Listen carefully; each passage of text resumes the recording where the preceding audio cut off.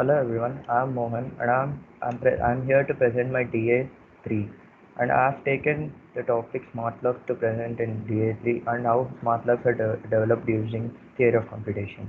So let's start now. Getting started, what are smart locks and how are they better than traditional locks? Okay, considering that traditional lock is generally an inanimate object, you might be wondering how one can be considered smart. And the objective smart in this context refers to the lock's ability to connect to their other technology. Just as a smartphone can connect to the internet, a smart lock can connect to your home Wi-Fi. So, smart lock is way better than traditional locks, as we know that if we forget a key or something and if we lose key somewhere, we cannot open the lock if it is a traditional lock. And it is easy to remember the password than where we kept the key. So in smart locks we don't need any type of key. There will be an option for key, but we don't need a key to open it. We just need a password, 4 digit or 6 digit password to open it. So let's now see how smart lock works. Smart locks are keyless door locks that allow you to open your door without a physical key, and they can be controlled remotely using a smartphone app. And many models feature a numeric keypad which is displayed on the screen of the lock, and we can just type there manually also to open the door. And we can see over here we can also use the lock. We can also use the key to open the lock. So we can use smart lock in both the ways. And now we'll see how smart lock is connected to theory of computation. And we have a topic in digital system design which are known as Mealy machine and Moody machine. And now we'll use these methods to im- uh, implement the smart locks using TOC. As we know that smart locks is an application of sequence detectors because it detects the sequence of the password and then opens. And then using Mealy machine and Moody machine topics, we'll make a finite automata and then we'll make a Turing machine. Okay, now let's go to a whiteboard and let's draw some finite automata.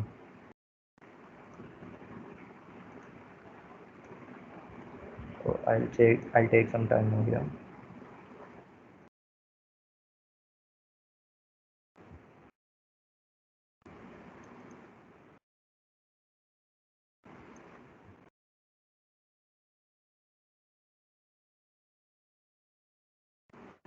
Okay, now let's consider our password as 100 or 1011, as we'll take it in binary, otherwise it will become too long to explain it. So now let's add name for our stage,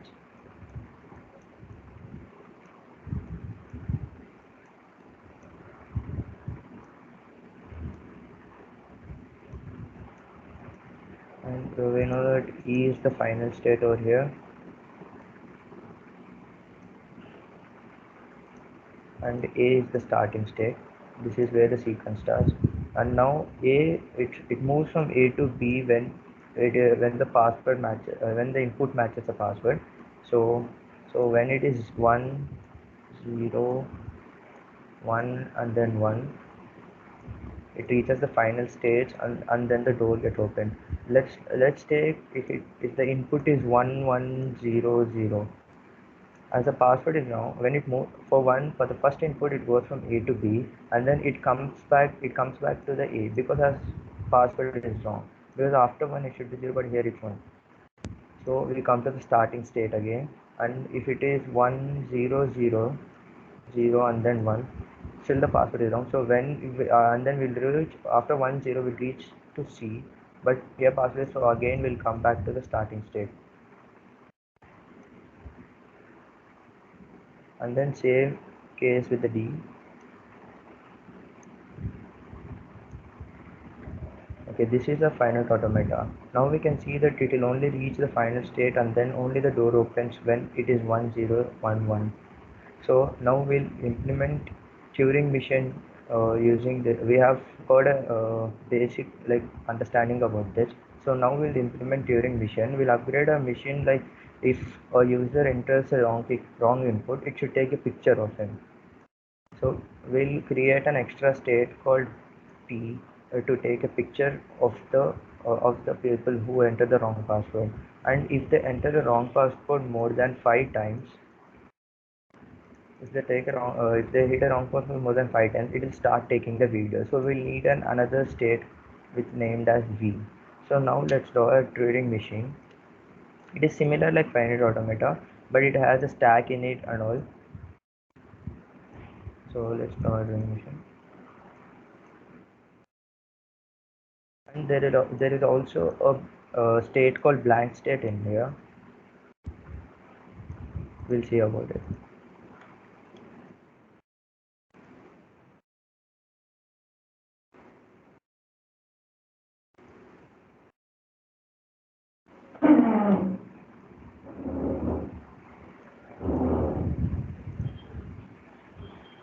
Now let's name the states.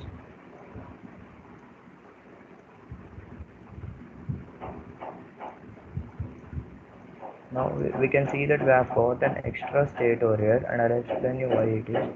As in Turing machine, we'll have one state called a blank state. So that is the last state of the Turing machine. That is where the Turing machine ends. So now let's start. Let's take the same input 1 0 1 1. Here when it moves from A to B, when it moves from A to B when it is 1 1, and then this is the stack position, this one, and then it moves in and this is the direction of the flow. And then next it moves from B to C when it is 0, and this is the stack element.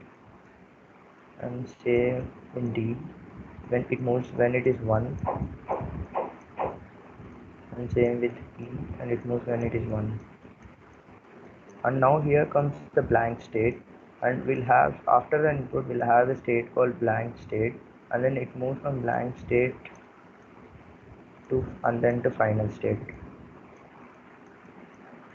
As we discussed, when a wrong before in the previous finite automata, when there is a wrong input, we are coming to the starting state. But here we'll create a new state named as P, which is known as picture. So when it is a wrong input, it will go to this state, and then it will take the picture of the person who entered the wrong input. So now let's see. From now, as we added before, we'll add the all the wrong inputs. Will connect to this. So here comes 0 and then 1 0 0. Okay, sorry, this is 1. Start element 1 goes back. Here also 1. Sorry, here it is 0. Then it goes back, and then from D at last, and the wrong input is 0, and then it goes back. And now we'll see what happens after going to the picture, as we'll give more chances to enter the new input. So we will connect this to the starting state, and we'll have a blank state. We know that we'll have a blank in Turing machine, we have a blank state even before the sequence. So let's add a blank state over here which moves in this direction, and stack element, let's take it as this. Okay, now we have done with the picture movement, and now we know that if there are multiple wrong inputs, we need a self loops over here. Let us assume if the input is 1 1 1 1 1, so we need when 1 1 1 it goes from A to B, and then it goes to the picture state. Over here we need a self loop of 1 comma 1 to just skip the ones basically. And then in the same case we also need zeros.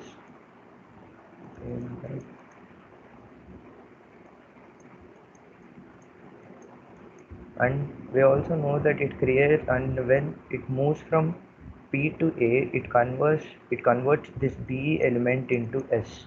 So and then this becomes S as a skip state.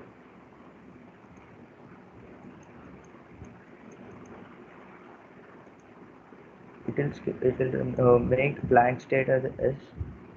Okay, so we also need an S, because we'll also see about if what happens. We have to take a video of the user when he enters we enters more wrong input for 5 times or something like that.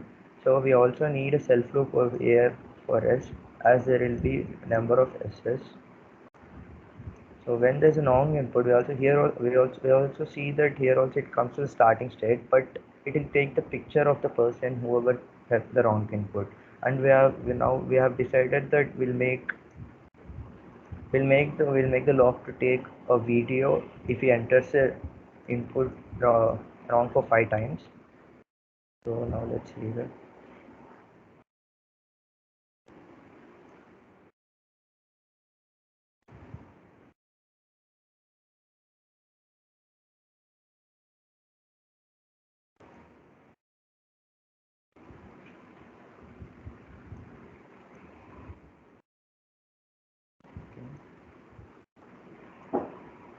Now it will go, if wrong input, it will change into S. So let's take S as input, and S will be the stack element.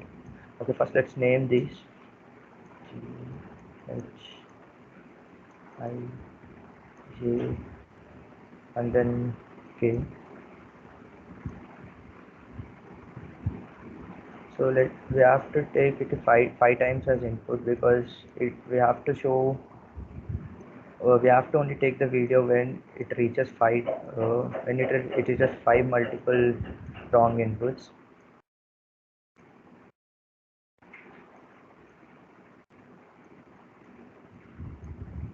So this is the final state of the video where the video is taken.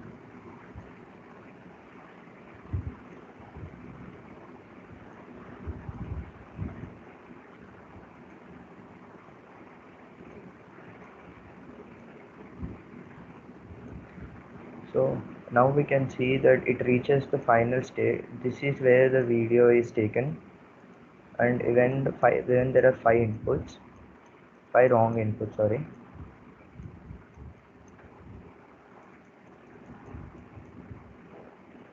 for the bad handwriting. This is where the video is taken, but there's one flaw in this machine, and the video will be even taken even after, it will allow it to take even after 6 inputs, 5 inputs, more than 5 inputs, 6, 7, 8, 9, 10, how many inputs it is, it will work for all the inputs, because here we gave a self loop of S, which will skip the elements, which will skip and then go to the starting set. We can self loop it even for 5 times over here, and then we can move other 5 times, which becomes 10 times. So this is the flaw in this machine, but this is how the smart locks are developed using finite automata and Turing machine.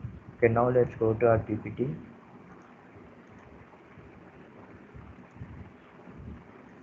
and this is how we implemented the Turing machine of the smart lock. Here is where the picture is taken if the wrong inputs are given, and then it goes to take the video when there is a multiple number of wrong inputs, like more than five or more than or equal to five. Okay, this is where I took the references from, and then thank you, and then I'll be uploading the video link in the last slide. Thank you.